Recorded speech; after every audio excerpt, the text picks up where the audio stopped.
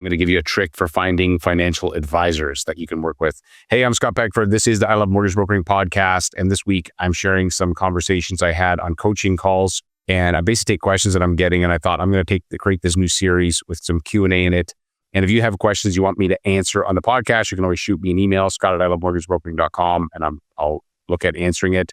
Before I jump into this, though, I want to give a shout out to our sponsor, Omwell. Omwell is an amazing tool for Canadian brokers to engage their past clients. It creates these amazing reports that show buying power, home equity, if it makes sense for them to do something with their mortgage. They got really high open rates, 60 to 80%. And more importantly, they create conversations and they help you manage your client's mortgage for the long term. A lot of brokers say they manage their clients, but they don't have a way to do it. Omwell lets you do that. All right, let's jump into some tricks for using for discovery calls. And so this came up, I was at, we did our summit recently and we had a magician in our award show because I wanted to make the award show more interesting than just awards. And this magician reminded me, and he was fantastic, by the way. People asked me afterwards, like, hey, were you and him in collusion? Like, no, I never met the guy. Somebody on my team had hired him. And in any case, I remember I had a mortgage client that was a magician. He did tableside magic. And I remember asking him a question I love to ask people. And if I had met you and you did something that wasn't mortgages, I'd likely ask you a version of this question. Hey, what's something about being a magician that most people don't know? And I've asked this to police detectives and the answers are always really fascinating. But he said to me, he's like, one of the things people don't know is that because he was really good. He did tableside magic primarily, and he would tell stories and he'd make you laugh. And he said, I make people laugh because it scrambles the logic part of their brain and then they don't see what I'm doing. And I thought, oh my gosh, it's brilliant. And he did this very well. And I remember I was a pretty new mortgage broker at the time. And I thought, well, I don't know what I'm doing as a mortgage broker. So if I can make my clients laugh, I know I'm going to win them. I know that they're going to work with me. And I had a rule. If I could get 2 or 3 laughs out of them during that discovery call, I know they were mine. And it was like that client wasn't going anywhere. And so for me, and this may not be your personality, but what worked really well for me is just figuring out, because you don't laugh unless you relax. When you relax, it means that you're building a really strong bond. And so I had certain parts where I add in some humor. It was always the same jokes. So somebody watched me, be like, my God, this is boring. For their first time, just like a magician, it's the same tricks, same thing. And they would laugh and then we would bond. And it created a stronger rapport with the client. So I'm not saying you need to do this. I'm just saying what worked for me. But then in terms of like some tricks for making a discovery call work better, like one of them question that came up was, how long should your discovery call be? And I tend to lean towards it usually short, but you may have to extend it. And let me tell when you would. So if a client's coming to you from a very trusted referral source, this is why one of the first questions I ask when I do a call is I say, hey, awesome, looking forward to talking to you, Mr. Smith. Hey, just out of curiosity, how did you hear about me? Right? Very important to ask this question. Don't skip this. There's money in this if you're listening. And they're going to say it was insert whoever. And then the next question I'm going to ask is, what did they say about me? Right? What did they say? Because if they said, oh, I want to know what they're saying about me. But then here's the thing I know. If let's say it comes from a referral source, financial advisor as an example, and the financial advisor says, oh, how do you, and they'll say it came from, Kevin, the financial advisor. Awesome. How do you know Kevin? Oh, he's been managing my money for 10 years. Now I know 2 things immediately. 1, this person, obviously they get their money managed, but 2, that's a high trust referral. That means that I just have to not screw it up out of this client's mind because they trust Kevin with all of their money. They're going to trust me with their mortgage. And so that means that my discovery call can probably be a little bit shorter and it's not going to be in any way degrade the experience. Conversely, they come to me let's say they come from a real estate agent. I say, oh, awesome. How do you know that realtor? Oh, we just met him at an open house. Okay. I know in my head, they are not completely sold on the realtor yet necessarily. And that means that I might have to extend my discovery call. And my discovery call is extended for 2 things. 1, to make sure that I add some value, but also to make sure I build a good rapport with them. Right. And I think that's a really important. And then the next thing I'd say with discovery calls, sometimes with the people that make the mistake of trying to do everything in one call. And I personally believe in you just try to sell the next step. And the next step is always the booking. For me, it's booking that strategy session. And somebody sent me, my buddy Craig sent me a note on this. He listened to the previous episode and he said, hey, it was a great episode on discovery calls. Here's an idea for you. I thought it was great. He said that he will actually on the call at the end. So here's the sequence that I use. At the end of the call, you say, hey, you know what? I'm looking forward to working with you. And here's the next steps, right? It's assumptive selling. I'm assuming we're working together. The next steps are, I'm going to need to get some documents from you in an application. And what I used to recommend, but now I'm going to make a change to this because again, what better ideas, I like this better, is I'm going to send the link when I'm on the phone with them and make sure they got it. Hey, I'm just going to send the link right now. Okay, did you get the link? what I used to do is I'd send the link and then the next day I'd text them and say, hey, did you get the link? But why not just send it while you're on the phone and then have them say, confirm they got it. Awesome. Looking forward to it. But the other thing, as I said in my previous episode on this, I always book the strategy session before I do the ask. So it's like, we've already got a deadline. You think about when you're in school, people would wait to the last minute to write the paper, wait to the last minute to do the presentation. Same thing. You create the deadline and now there's a higher, there's a higher probability they're going to get it done so that you actually can have a meaningful next session. The other thing that came up in one of my coaching sessions, which was interesting, this is on discovery calls, is we had one of my agents talked about how he had to give bad news to a client and say, hey, look, everything was going to be a refi. We could pay out some debts.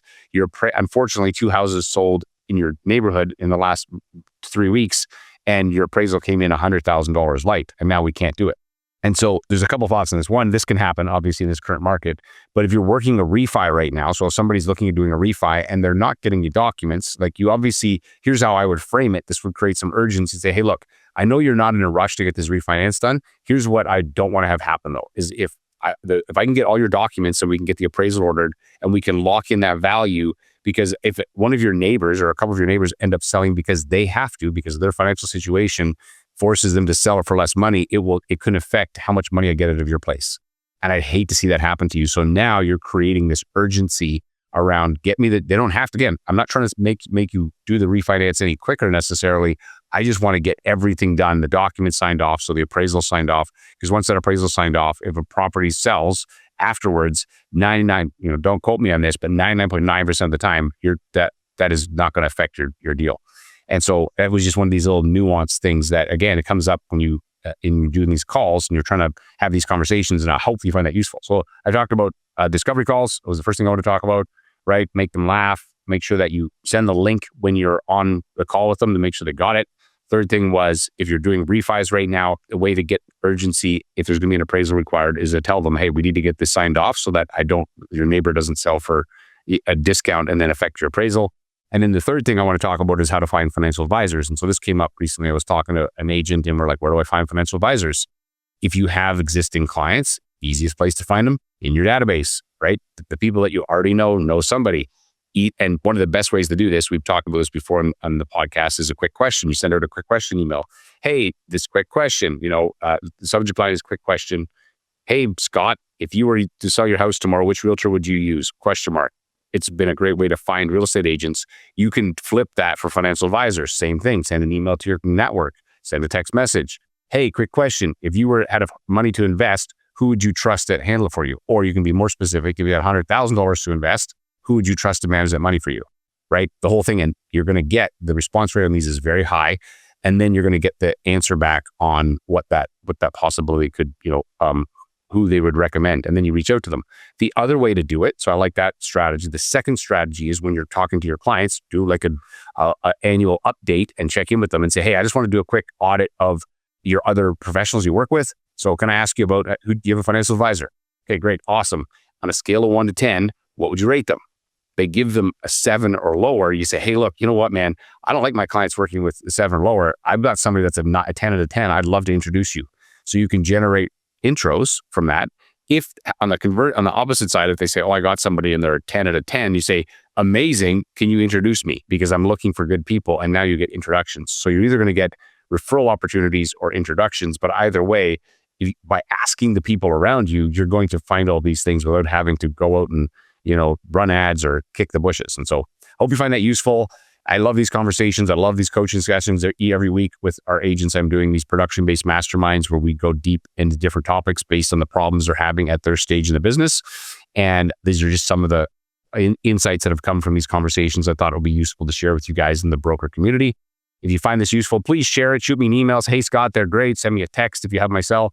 And I love to hear from you guys on that. The last thing I'll say is that if you are in the mortgage business and you're not having your best year, one of the things I believe that, and I see people having their best year last year, this year, they're crushing it again, is that it comes down to your mindset. And your mindset is what you're consuming, of course, obviously through social content, but also your peer group. And so we've created this amazing community, part of I Love Mortgage Brokering, called Mortgage Mindset Daily. And every day we do a 30 at 6 a.m. Pacific time, so 9 a.m. Eastern.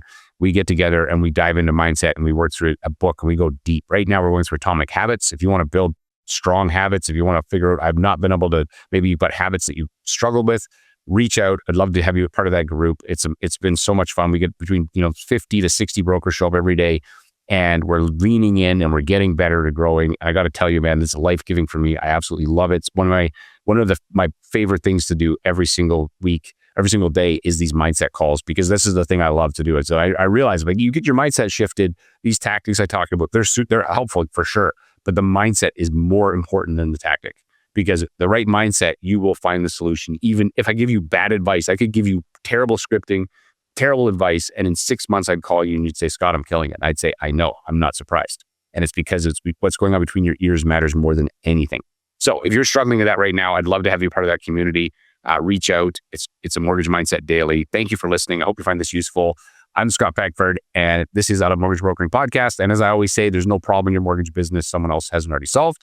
Your problem is who's got the answers. This podcast is designed to provide some of those answers. Thanks for listening, and I'll see you on the next show.